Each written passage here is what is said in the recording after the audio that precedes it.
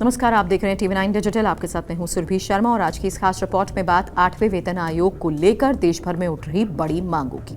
ऐसी मांगे जो अगर मान भी ली जाती हैं तो लाखों शिक्षकों और सरकारी कर्मचारियों की जिंदगी पूरी तरह बदल सकती है। सवाल ये, क्या सच में एंट्री लेवल शिक्षक की सैलरी 1,34,000 रुपए तक पहुंच सकती है? सवाल ये भी, क्या न्यूनतम वेतन 50 से 60,000 हो सकता है? क्या महंगाई भत्ता बेसिक से जुड़ जाएगा? और क्या पुरानी पेंशन योजना फिर से लागू हो सकती है? इन सभी सवालों का जवाब अब डिटेल में आपके सामने। सबसे पहले जानिए, आखिर 8वें वेतन आयोग की चर्चा इतनी तेज क्यों हो गई है।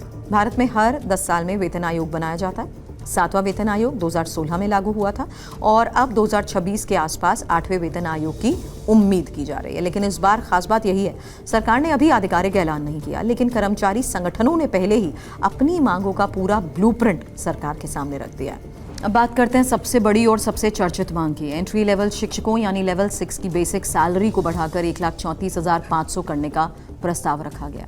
अब जरा सोचिए, आज जहां एंट्री लेवल सैलरी इससे काफ़ी कम है, वहीं अगर ये मांग मान ली जाती है तो शुरुआती वेतन ही 1 लाख के पार चला जाएगा।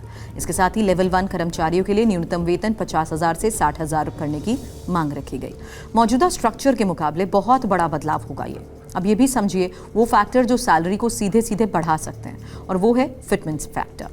अभी फिटमेंट फैक्टर है 2.57, लेकिन कर्मचारी संगठन इसे बढ़ाकर 2.62 से लेकर 3.83 तक करने की मांग कर रहे हैं। अगर ऐसा होता है तो बेसिक सैलरी के साथ साथ कुल सैलरी में भी बड़ा उछाल आएगा। उदाहरण के तौर पर, अगर आपकी बेसिक सैलरी 20,000 है तो फिटमेंट 3.5 हो जाता है। आपकी नई बेसिक हो जाएगी करीब 70,000 के आसपास। अब सालाना बढ़ोतरी की बात इसलिए क्योंकि फिलहाल कर्मचारियों को हर साल 3% इंक्रीमेंट मिलता है, लेकिन नई मांग क्या है, इसे बढ़ाकर 6% से 7% करने का प्रस्ताव दिया गया, यानी हर साल सैलरी में दुगनी तेजी से बढ़ोतरी। महंगाई भत्ते की भी बात, क्योंकि डीए यानी ड्यूनेस अलाउंस जो महंगाई के हिसाब से दिया जाता है, कर्मचारी संगठनों की मांग है कि जैसे ही डीए 50% तक पहुंचे उसे बेसिक सैलरी में मर्ज कर दिया जाए। इसका असर क्या होगा? बेसिक सैलरी बढ़ेगी, पेंशन बढ़ेगी, ग्रेच्युटी बढ़ेगी और सभी रिटायरमेंट फायदे बढ़ जाएंगे। यानी ये सिर्फ सैलरी नहीं होगी, पूरे फाइनेंशियल फ्यूचर को ये बदल देगा। अलाउंस की बात इसलिए क्योंकि HRA हाउस रेंट अलाउंस मांग है इसे बढ़ाकर 12%, 24% और 36% किया जाए।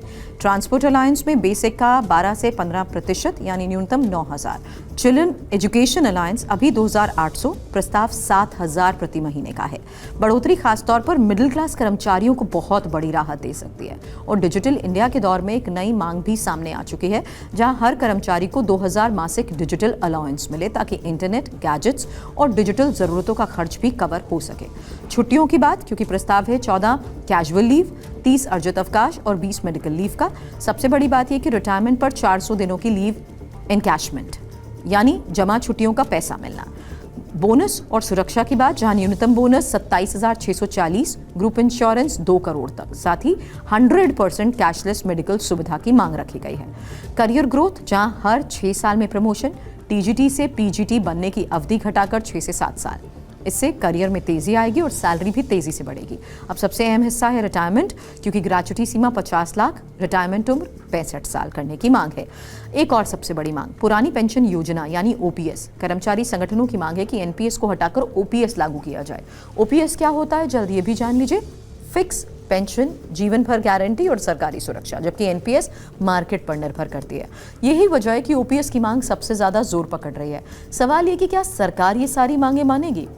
सच ये है कि इनमें से कई मांगे बहुत बड़ी हैं और सरकार पर वित्तीय दबाव बढ़ा सकती हैं, लेकिन चुनावी साल, महंगाई और कर्मचारियों का दबाव सरकार को कुछ बड़े फैसले लेने पर मजबूर भी कर सकता है। आर्थिक विशेषज्ञों का मानना है कि अगर ये सभी मांगे मान ली जाती हैं, सरकार पर लाखों करोड़ का अतिरिक्त बोझ पड़ेगा, लेकिन दूसरी तरफ इससे बाजार में पैसा आएगा और खपत भी बढ़ेगी। कुल मिलाकर 8वां वेतन आयोग सिर्फ सैलरी बढ़ाने की बात नहीं है, ये एक बड़ा आर्थिक और सामाजिक बदलाव हो सकता है। सैलरी बढ़ेगी, पेंशन सुरक्षित होगी, जीवन स्तर सुधरेगा, लेकिन सवाल अभी भी वही, क्या सरकार ये सब मानेगी? आप क्या सोचते हैं? मांगे जायज़ हैं या फिर ये देश की अर्थव्यवस्था पर भारी पड़ेंगी? नीचे कमेंट में ज़रूर बताएं। पसंद आया वीडियो तो करें लाइक और चैनल को करें सब्सक्राइब।